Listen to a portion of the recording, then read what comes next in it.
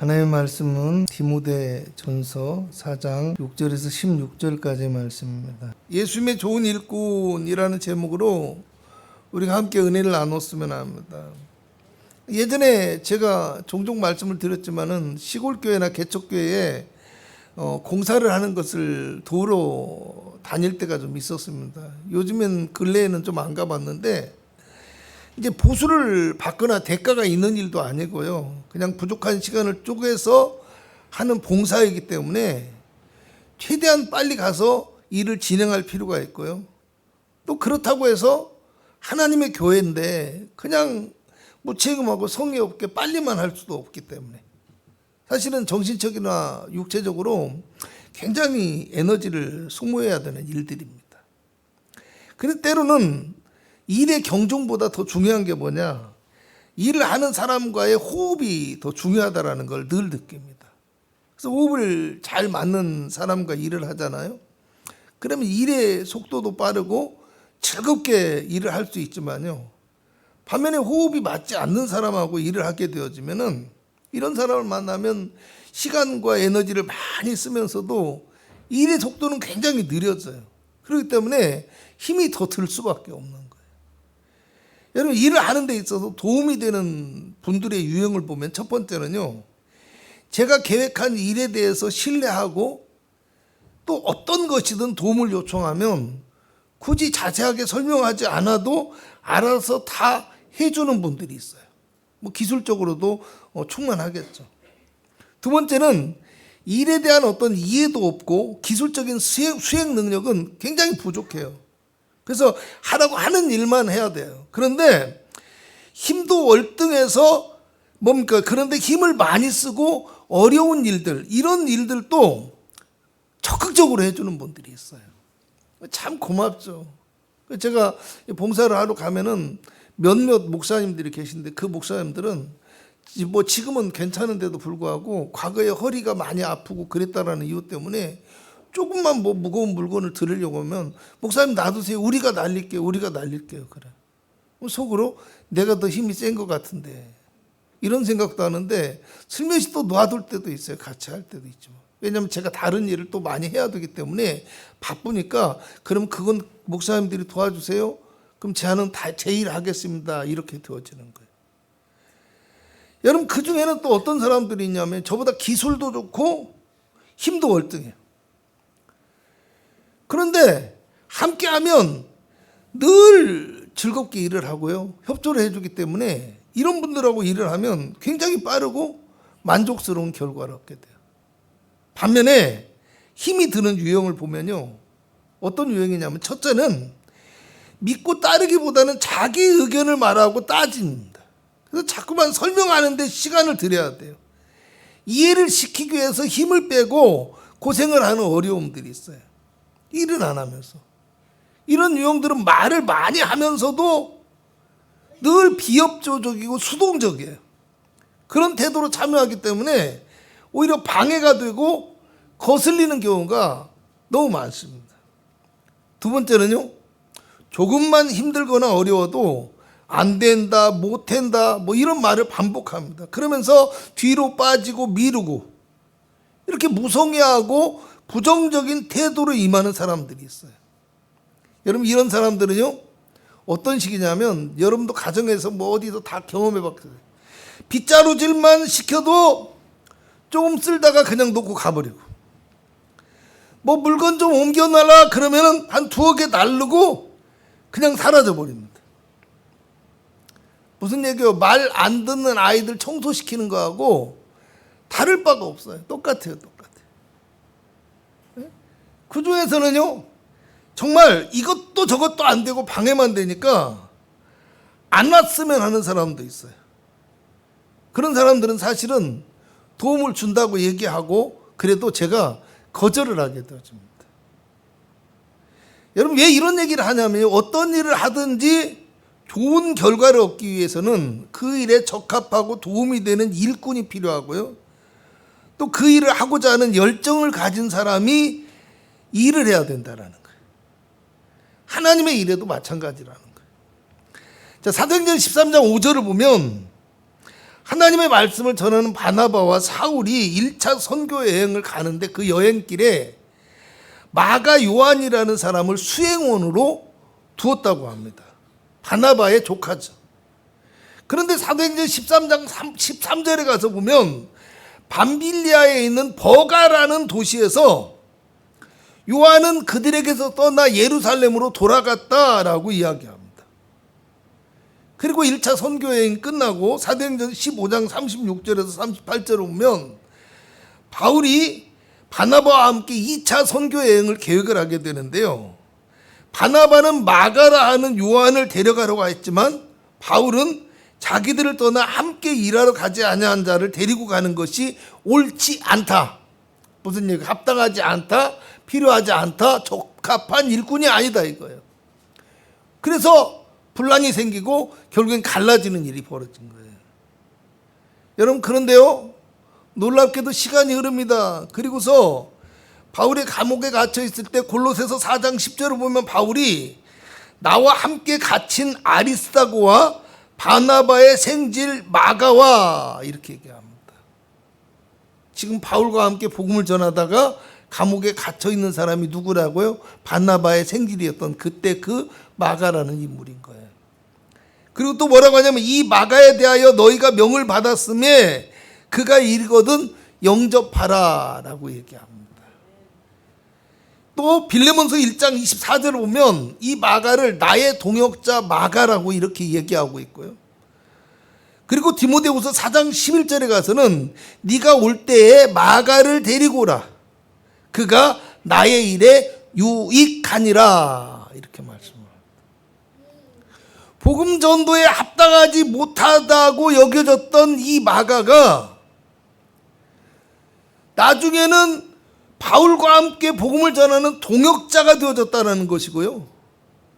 바울의 복음 사역에 유익한 존재로 변화되고 성장하게 되어졌다는 겁니다.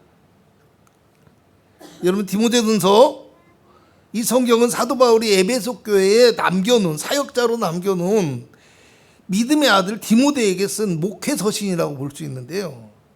본문 6절에는 네가 이것으로 형제들을 깨우치면 그리스도 예수의 좋은 일꾼이 되어 믿음의 말씀과 네가 따르는 좋은 교훈으로 양육을 받으리라고 말씀합니다. 자, 그리스도 예수의 좋은 일꾼이 된다는 말은 예수님의 일에 충성하고 헌신하면서 꼭 필요하고 꼭 그 일에 도움이 되는 일꾼이 되라는 뜻이에요. 그리고 복음의 사명을 감당하기에 적합하고 유익한 존재가 되어야 한다. 이런 말이라는 거예요. 사도행전 5장 41절을 보면 사도들은 그 이름을 위하여 능욕받는 일에 합당한 자로 여기심을 기뻐하였다고 얘기합니다.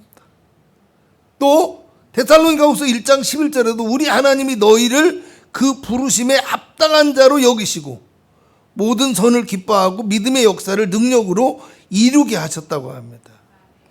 예수의 이름을 위하여 고난을 받는 일도 기쁨으로 감당하고 그리고 그 부르심에 따라서 순종하면서 선을 행하고 믿음의 능력을 이루어가는 합당한 그리스도인이 되어야 된다라는 거예요. 여러분, 무엇보다도 오늘 본문 6절에는 형제를 깨우치면 그리스도 예수의 좋은 일꾼이 된다고 말씀하고 있습니다. 여기서 깨우친다라는 말은 생각나게 하다라는 뜻도 있지만 지배하다라는 뜻을 가지고 있어요. 그러니까 그리스도의 복음의 말씀이 생각나게 하고 그 말씀이 그의 삶을 지배하게 이끌어가게 되는 것, 이것을 의미한다고 할 수 있어요. 또 6절에 다시 이어서 믿음의 말씀과 네가 따르는 좋은 교훈으로 양육을 받으라고 말씀하는데요.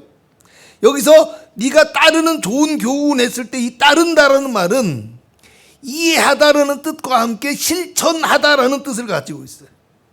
그러니까 그리스도 예수의 좋은 일꾼이라는 것은 그리스도 예수의 좋은 교훈을 말로만 알고 가르치는 것을 넘어서 그 말씀을 이해하고 그 말씀을 실천하는 삶을 통해서 성도를 양육할 수 있어야 된다는 거. 아멘.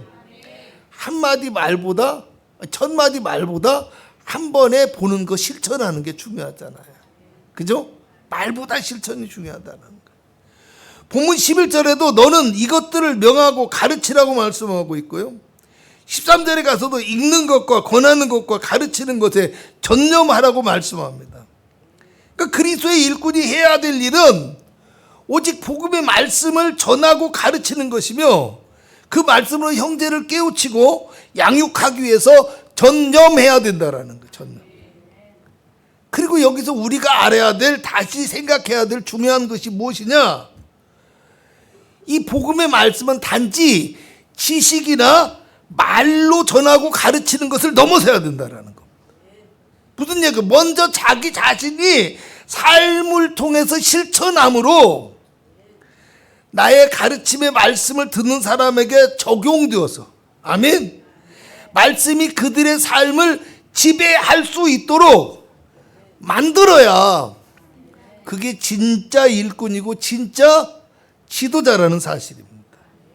그래서 16절에는 뭐라고 했어요? 네가 네 자신과 가르침을 살펴 이 일을 계속하라. 이것을 행함으로 네 자신과 네게 듣는 자를 구원하리라고 말씀합니다.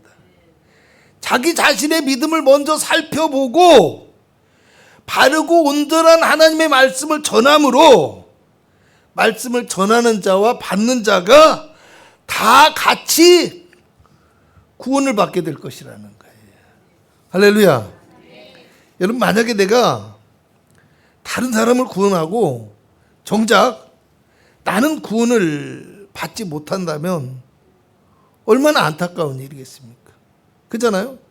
그렇기 때문에 사도 바울은 디모데에게 뭐라고 하냐? 먼저 너 자신을 점검해야 된다. 그리고 하나님 앞에 받은 바른 믿음과 신앙생활의 모습을 보일 수 있어야 한다. 이 말씀을 하고 있는 거예요. 이제 본문 7절에서 바울은 이렇게 말해요. 망령되고 허탄한 신화를 버리고 경건에 이르도록 네 자신을 연단하라고 말씀해요. 자, 망령되고 허탄한 신화라는 것은 어리석고 거짓된 이야기나 어떤 허황된 가르침, 이런 걸 의미하는데요. 이것에 대해서 디모데전서 1장 3절에서 4절을 보면 다른 교훈을 가르치지 말며 신화와 끝없는 족보에 몰두하지 말게 하려 함이라고 말씀합니다.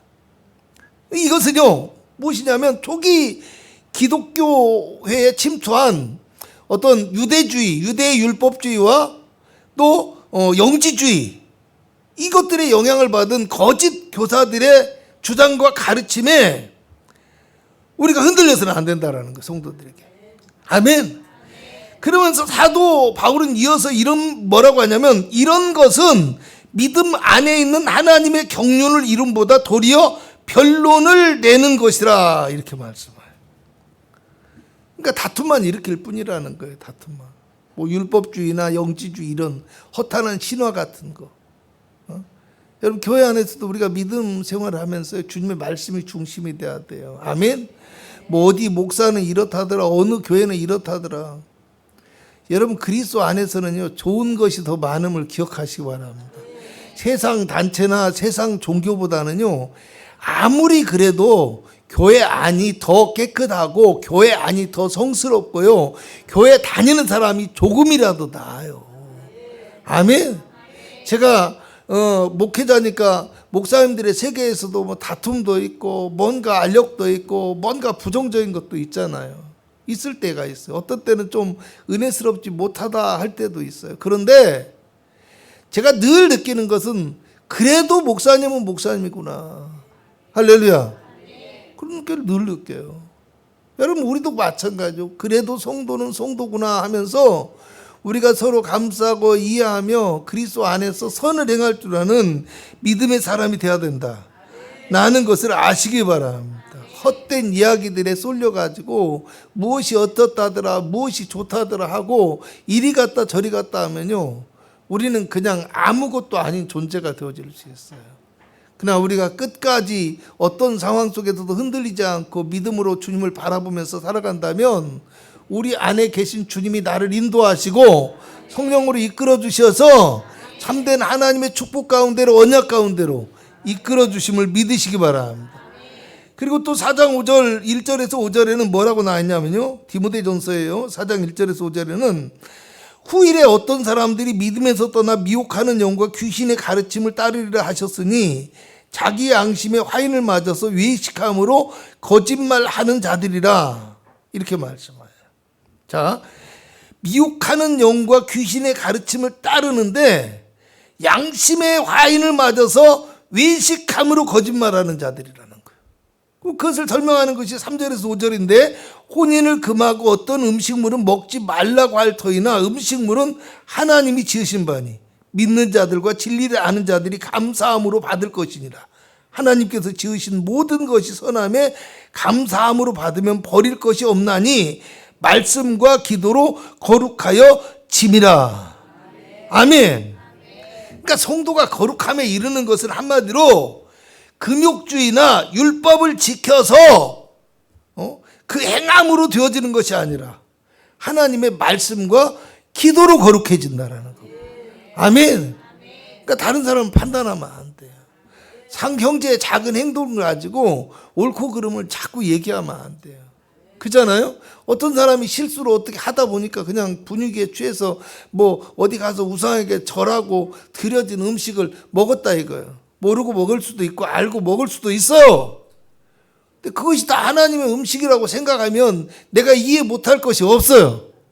그럼 그것을 보면 반면교사 삼아서 내가 조심해야지 이렇게 생각을 해야지, 그랬으니까 마귀가 들렸어 이런 소리 하면 안 되는 거예요. 아멘. 여러분, 그래서 야고보 사도는 하나님 아버지 앞에서 정결하고 더러움이 없는 경건은 곧 고아와 과부를 그 환난 중에 돌아보고 또 자기를 지켜 새 속에 물들지 아니하는 그것이니라고 말씀합니다. 참된 경건은 무엇이냐? 성도의 삶 그 자체가 하나님의 백성으로서의 구별된 모습이 되어야 된다는 거예요. 그렇기 때문에 경건에 이르도록 네 자신을 연단하라, 이 말씀은 뭐냐면 거룩함에 이르도록 우리 믿음이 훈련돼야 된다는 거.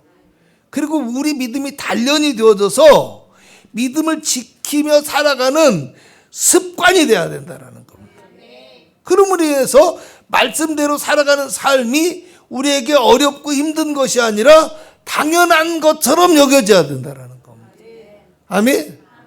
여러분, 이 훈련한다라는 것은 옷을 벗고 운동하다 이런 뜻의 단어라고 하는데요. 여러분, 그 시대에 뭐 이제 운동하는 사람들이 이제 따로 운동복이 없으니까 가볍게 이제 위통을 벗고 그렇게 뭐 달리기도 하고 운동을 했을 거 아니에요? 그렇게 운동을 하고, 또 운동한다라는 말은 이 단련하고 연단한다라는 말은 경기에 직접 참여하는 그 경기를 얘기하는 것이 아니라 경기 이전에 경기를 위해서 자기를 단련하고 연습하는 걸 이야기해요.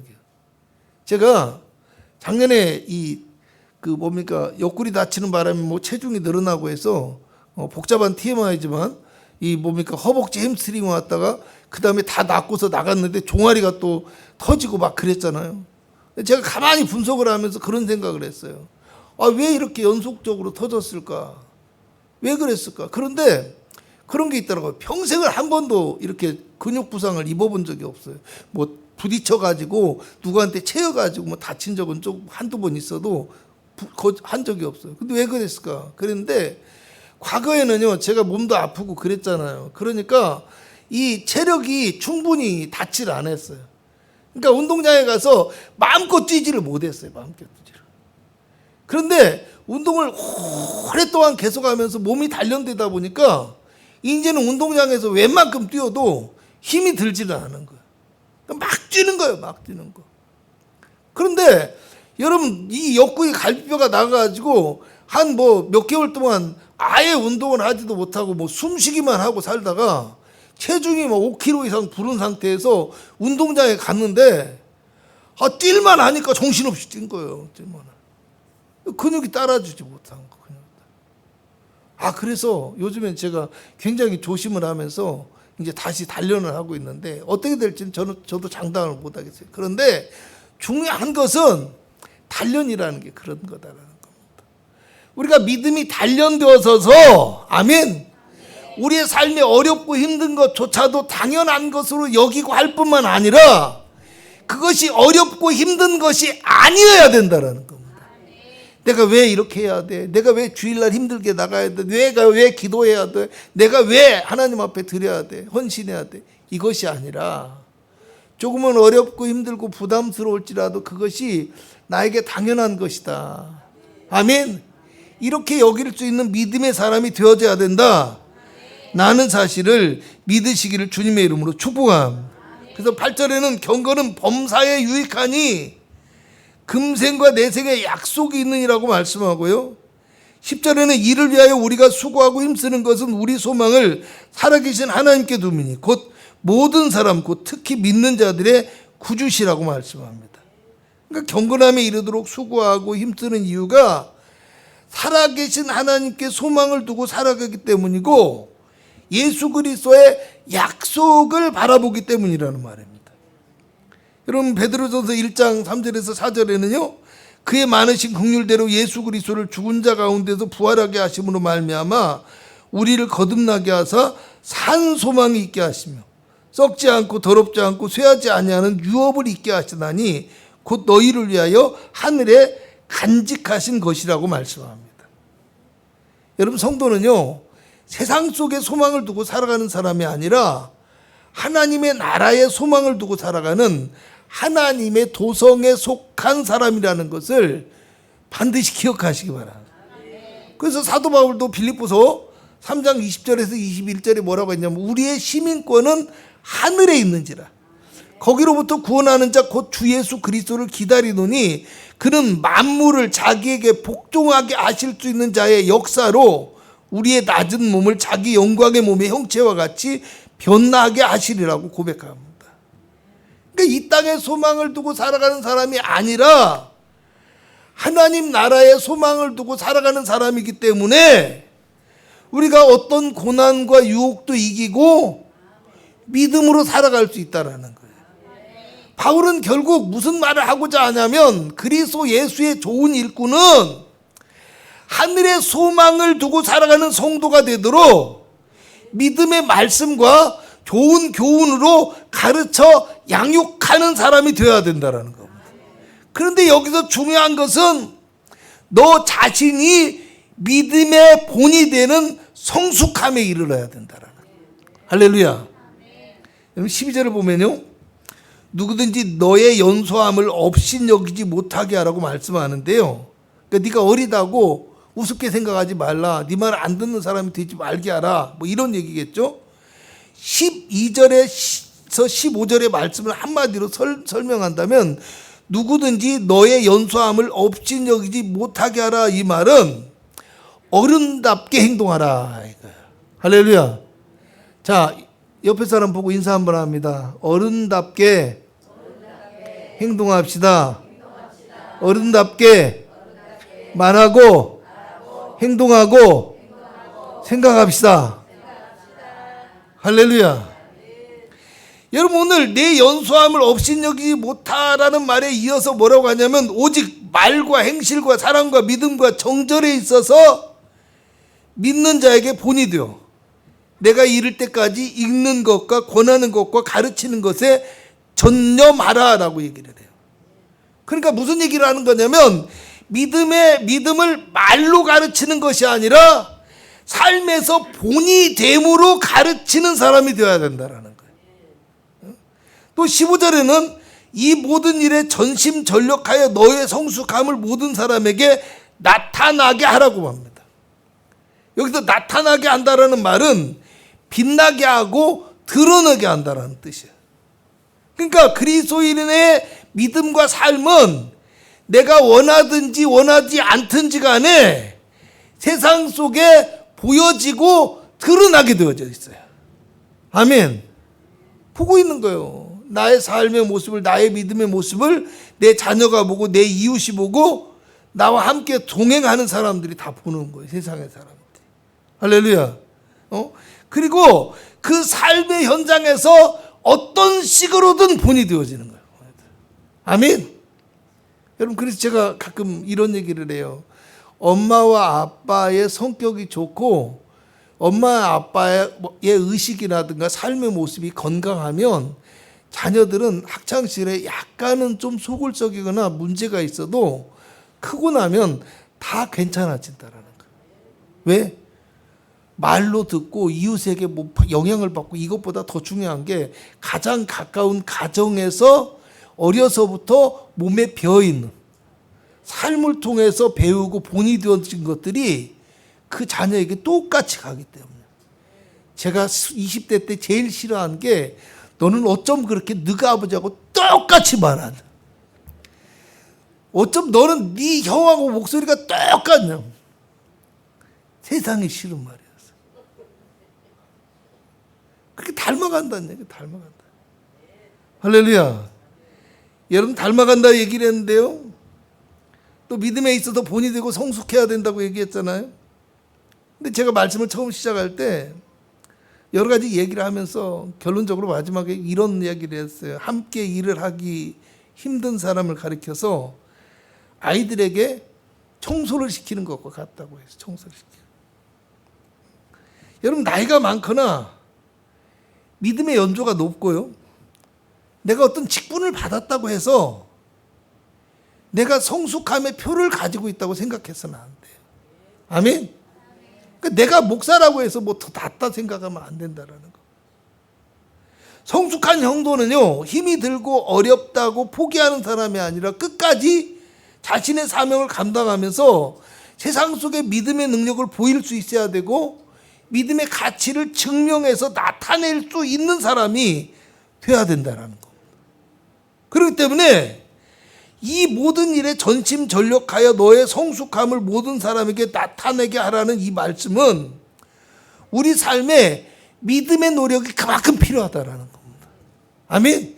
믿음이 저절로 생기는 것이 아니라, 믿음이 저절로 보여지는 것이 아니라, 내가 그만큼 전심전력해서 모든 마음과 모든 힘을 다하여서 애쓰고 수고함으로 나타낼 수 있어야 된다라는 거예요. 16절에 네가 네 자신과 가르침을 살펴 이 일을 계속하라는 이 말씀은 어떤 식으로 또 해석하면 좋냐면요, 다른 여러 가지 뜻이 있지만 제가 오늘 말씀드리고 싶은 것은 객관적이고 정확한 시선으로 나를 바라보고 판단할 수 있어야 된다라는 거예요. 아멘. 그러니까 나의 믿음의 모습이 어떻게 보여지고 있는지에 대해서 내가 스스로 옳다고 생각하는 주관적인 판단이 아니라 다른 사람에게 어떻게 보여지는지 이걸 스스로 느낄 수 있어야 돼요. 할렐루야. 또 이것을 행함으로 네 자신과 네게 듣는 자를 구원하리라는 이 말씀은요, 바울의 이 권면이 에베소 교회의 목회자인 디모데 한 사람에게만 주어지는 말씀이 아니라는 거예요. 목회 서신이기 때문에 목사만 봐야 되는 말씀이거나 아니면 교회 안에 특정한 지도자들만 봐야 되는 말씀이 아니라는 겁니다. 왜냐하면 우리 모두는 복음을 위한 부르심과 사명을 받은 사람이기 때문에, 그렇기 때문에 모든 믿는 자에게 이 말씀이 적용될 수 있어야 된다는 거예요. 할렐루야. 여러분, 왜 그럴까요? 내가 적용하고 싶지 않아도 적용이 되고 있기 때문에. 어떻게 해요? 모든 성도는 자기가 속한 가정과 교회 안에서 그리스도 예수의 좋은 일꾼이 되어서 믿음의 성숙한 모습을 보이고 신앙의 본이 되어져야 돼요. 그렇게 함으로 그리스도의 십자가의 증인이 되어질 수 있어야 되고, 복음의 그 아름다운 향기를 우리가 풍성히 발할 수 있어야 된다는 겁니다. 그래서 저는 어쩌면요, 성도에게 있어서 가장 큰 스승은 목회자가 아니라는 생각을 합니다. 물론 목회자도 삶을 통해서 여러분들에게 본을 보이고 리더가 되어지고 앞서가며 여러분의 삶을 이끌어가려고 노력하지만요, 어떻게 보면 성도에게 있어서 가장 큰 스승은 성도라는 생각을 하게 된다는 거.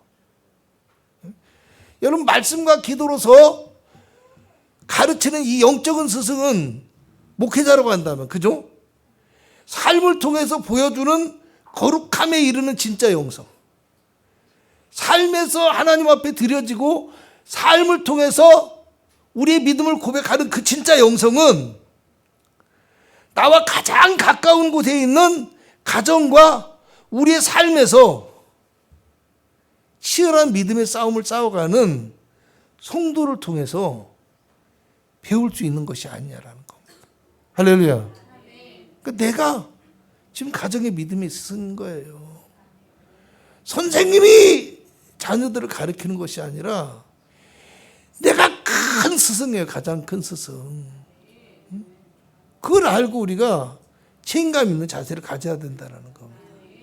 그러므로 오늘 우리 모두는요, 하나님의 복음의 부르심을 받은 거룩한 일꾼이며 삶의 모든 현장에서 믿음의 본이 되어지고 영적인 리더의 역할을 감당해야 하는 거룩한 사명자라는 사실을 우리가 반드시 기억해야 됩니다.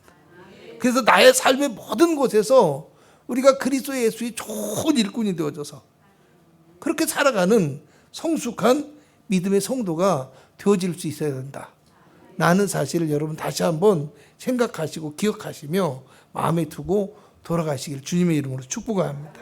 기도합니다. 우리의 삶이 예배가 되게 하시고 우리의 삶이 믿음의 본이 되고 스승이 되어서 거룩함에 이르게 되며 십자가의 증인이 되는 성숙한 믿음의 일꾼이 되게 하여 주시옵소서.